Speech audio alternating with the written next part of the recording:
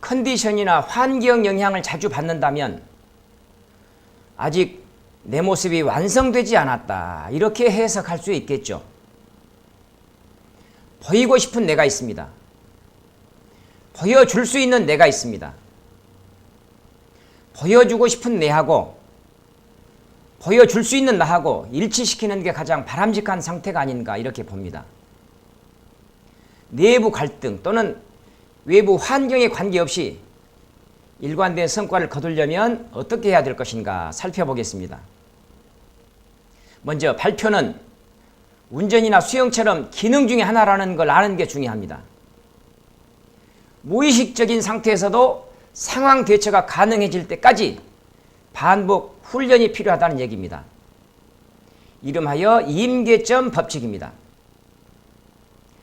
윈스턴 처칠이 영국 상원 의원에 출마했을 때의 일입니다.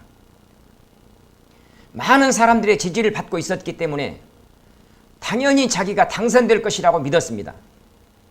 근데 어떻게 된 영문인지 낙선의 고배를 마셨고 그 충격으로 집안에 꽉 갇혀서 두문불출하기에 이르렀습니다.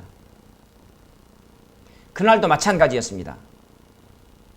모든 일에 의욕을 잃은 처칠은 창가에 이렇게 기댄 채 밖을 멍하니 보고 있었습니다. 나는 역시 안 되나 봐. 이렇게 끝나버리다니 정말로 불행한 인생이야. 내 꿈은 모두 산산조각이 나버렸어. 그의 머릿속에는 자책으로 가득 차 있었습니다. 그때 한 벽돌공의 모습이 눈에 들어왔습니다. 건너편 집 담장을 수리하고 있던 벽돌공은 벽돌을 한 장 쌓고 콘크리트를 바르고 또 벽돌을 올리고 콘크리트를 바르고 이 지루한 작업을 계속 하고 있었던 것입니다. 처칠이 보기에는 대단히 단순하고 지루해 보이는 작업이었습니다. 그런데 어느 정도 시간이 지나자 마침내 거대한 담이 완성되는 것을 보게 되었습니다. 그 담장을 바라보던 처칠의 머릿속에 한 줄기 빛이 지나갔습니다. 그래, 여기서 무너질 수 없어. 인생은 결국 벽돌을 한 장 한 장 쌓아 올리는 작업이나 다름이 없구나. 그날 이후로 처칠은 은둔 생활을 끝내고 다시 정계로 돌아왔습니다. 그리고 상원 의원에 재도전해서 당선되고 수상직에도 오를 수 있었습니다. 기대가 크면 실망도 크죠. 하지만 몇 번의 실패로 인해서 인생 전체를 실패로 규정 짓는 것은 옳지 않습니다. 인생은 벽돌을 쌓아 올리는 일. 스피치 자신감도 벽돌을 쌓아 올리는 일이나 다름없습니다. 제가 임계점 법칙 그래프를 만들어 봤습니다. 수직축은 성과입니다. 수평축은 반복입니다.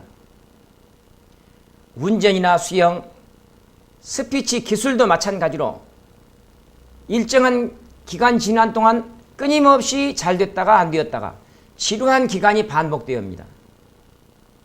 잘하는 듯 성과를 확인할 수 있으면 어느 날 또 엉망이 되고 엉망이 되었다가 또 이게 아닌데 싶으면은 조금 더 나아지는 모습을 보이기도 하고, 우리가 눈에 보이는 현상은 돈처럼 어떤 물건처럼 쌓여지는 만큼 부자, 쌓여지는 만큼 성과로 나타나겠죠.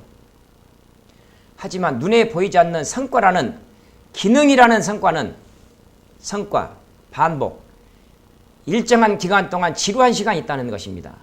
그러다가 어느 기간이 지나면 이렇게 치고 올라가는 때가 나타납니다. 자신감이 붙어서 마음먹은 대로 성과 창출이 가능한 단계, 그때가 분명히 오는데 이게 바로 임계점입니다. 물은 0도에서 얼고 100도에서 끓죠.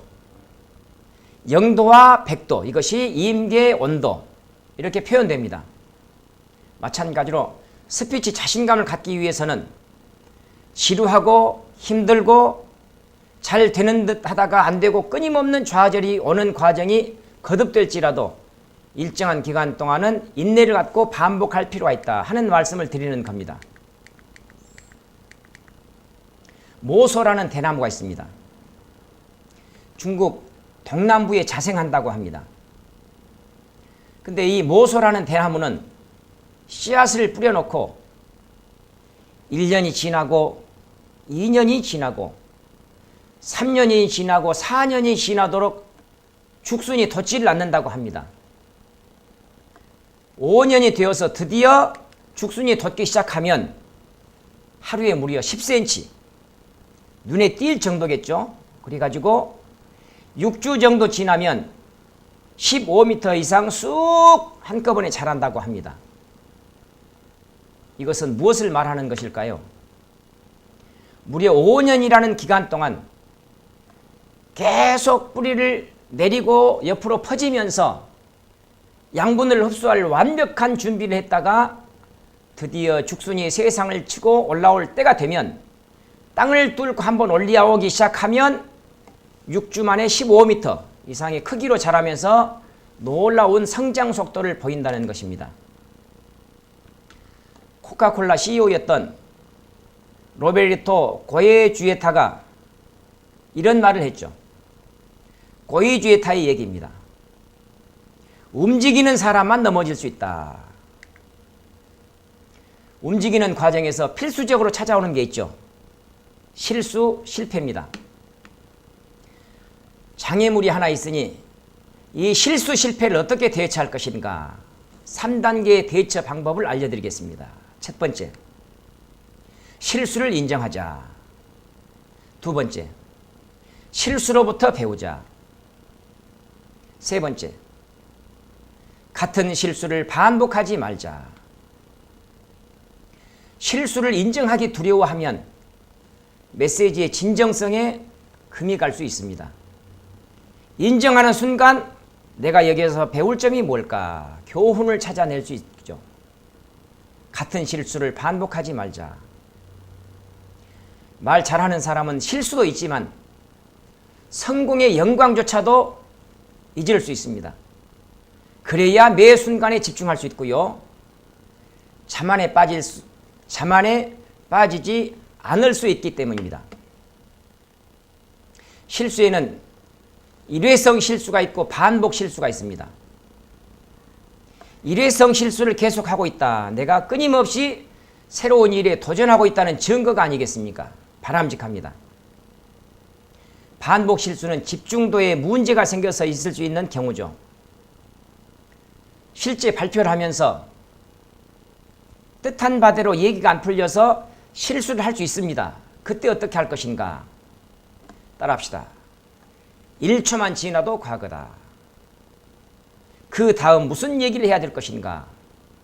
내가 이 자리에 선 의미가 무엇인가? 거기에 집중할 때 반복 실수를 예방할 수 있을 것입니다. 끝으로 시를 하나 낭송해 드리겠습니다. 공포에 도전하라. 데일 카네기. 공포에 도전하라. 꾸준히 노력하면 공포의 두께는 점점 얇아지고 오히려 역이용할 수 있는 능력이 생겨난다. 초보자일 때는 누구나 실패를 경험한다. 하지만 그 실패는 숙련자로 가는 과정일 뿐이다. 작은 실패를 딛고 일어서라. 그러면 작은 성공이 다가온다.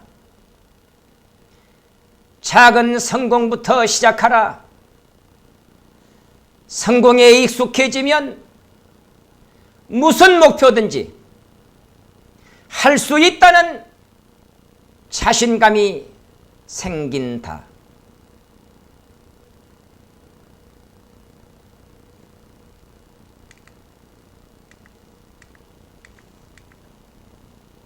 자, 마지막